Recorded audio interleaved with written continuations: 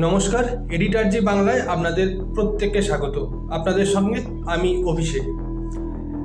আমাদের পড়শি দেশ পদ্মাপার অর্থাৎ বাংলাদেশ বিগত বলতে গেলে 1 মাস ধরে প্রচণ্ডভাবে উত্তপ্ত একটাই কারণ, সেটা হচ্ছে কোটা সংস্কার করতে হবে।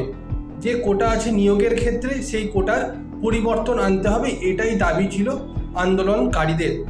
এবং পরিস্থিতি এমন জায়গায় গিয়ে পৌঁছেছে, সেটা গত শুক্রবার থেকে সেখানে প্রত্যেকটা জায়গার বাংলাদেশের প্রায় সিংহভাগ জায়গায় ইন্টারনেট পরিষেবা বন্ধ করে দেওয়া হয়েছে। সেখান থেকে যেসব সংবাদ মাধ্যমগুলো আছে, যাদের মূলত বাংলাদেশে অফিস, তারা কোনো রকম সংবাদ পরিবেশন অনলাইনে দেখাতে পারছে না। সেটাই এখনো পর্যন্ত খবর আছে আমাদের কাছে। একমাত্র কয়েকটি আন্তর্জাতিক সংবাদ মাধ্যম ছাড়া সেই অর্থে বাংলাদেশের খবর অনলাইনে কিন্তু আসছে না। তো আমাদের কাছে যে বিষয়টা আজকে আমরা আলোচনা করব, সেটা হচ্ছে কি নিয়ে এই আন্দোলনটা শুরু হয়েছে এবং এর ঠিক ইতিহাসটা কি।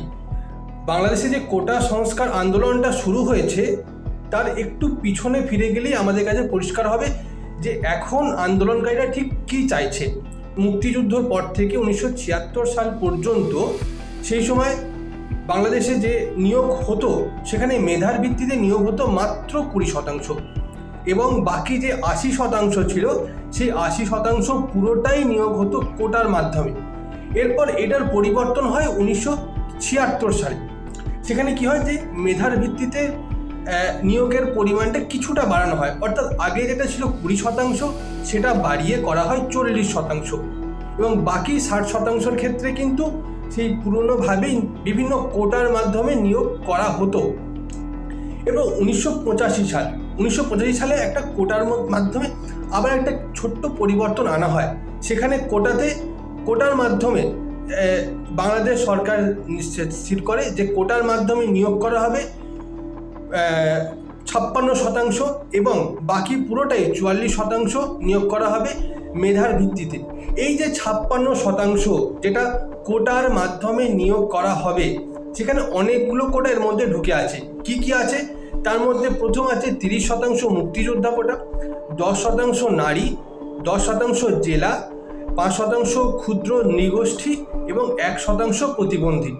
আন্দোলনকারীদের কিন্তু মূল যে সমস্যার বিষয়টা তৈরি হয়েছে, যারা এই বিষয়টা নিয়ে আন্দোলন করছে, তারা হচ্ছে এই যে 30% মুক্তিযোদ্ধা যে কোটাটা আছে, সেটা নিয়ে সমস্যা তৈরি হয়েছে।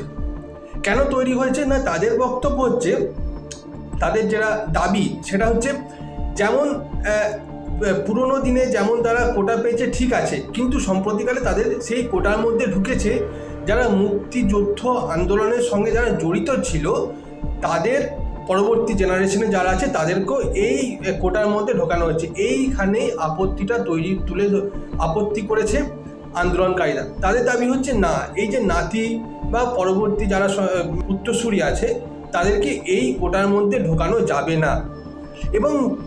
এবং তারপর 2018 সালে এই সংক্রান্ত একটি কোটা বাংলাদেশ সরকারই পরিবর্তন করে।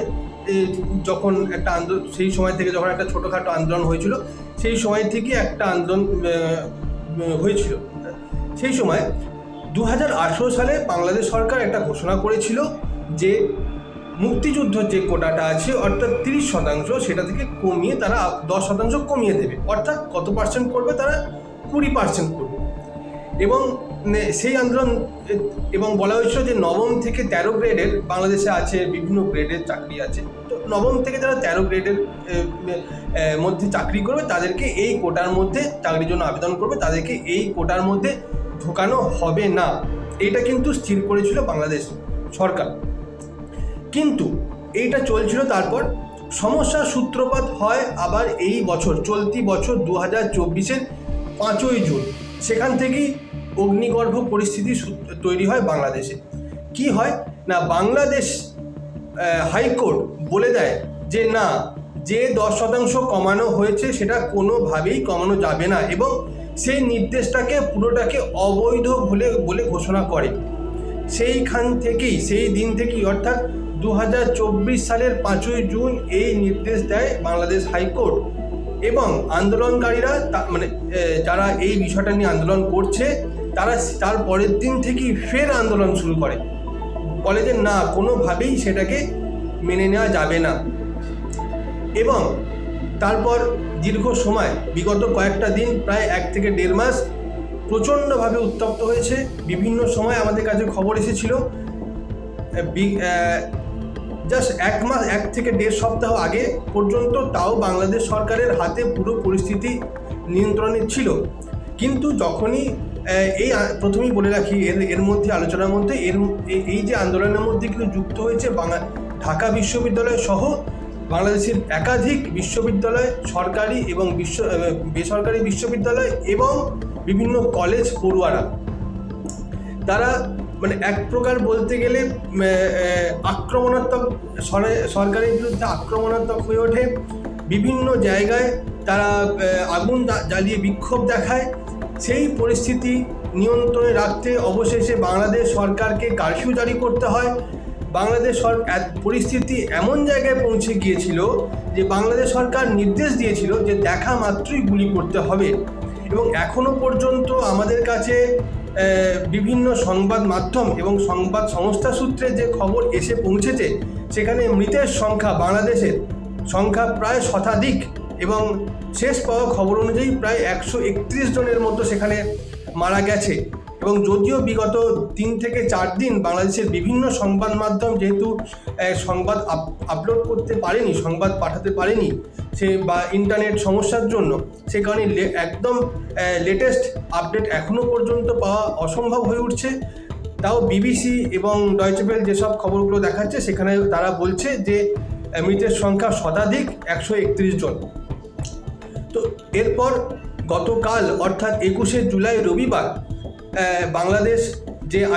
বাংলাদেশ হাইকোর্ট যে আইনটা যে নির্দেশ বাতিল করেছিল, সেটাকে তার স্থগিতাদেশ চেয়ে সুপ্রিম কোর্ট যায়। সুপ্রিম কোর্টে একটু জরুরি ভিত্তিতেই শুনানি ছিল গতকাল অর্থাৎ 21শে জুলাই। সেখানে পুরো আইনে সংস্কার করা হয়েছে। সেখানে বলা হয়েছে যে মেধার ভিত্তিতে 93% নিয়োগ করবে বাংলাদেশ সরকার। মুক্তিযোদ্ধাদের জন্য 5% কোটা থাকছে, ক্ষুদ্র নৃগোষ্ঠীর জন্য 1% এবং প্রতিবন্ধীদের জন্য 1%।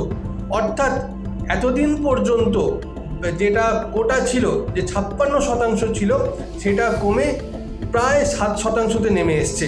অর্থাৎ সেটা একদিনের সুপ্রিম কোর্টের রায়ে এটা হয়েছে। তাহলে কি সমস্যার সমাধান হয়ে গেছে? সমস্যার সমাধান হয়েছে কিনা সেটা এখনও পর্যন্ত বোঝা যাচ্ছে না, কারণ এখনও বাংলাদেশের বিভিন্ন এলাকার পরিস্থিতি থমথমে। বাংলাদেশ সরকারের সঙ্গে দফায় দফায় আলোচনা করছেন আন্দোলনকারীরা, কিছু কিছু সময় আলোচনা ভেস্তেও যাচ্ছে।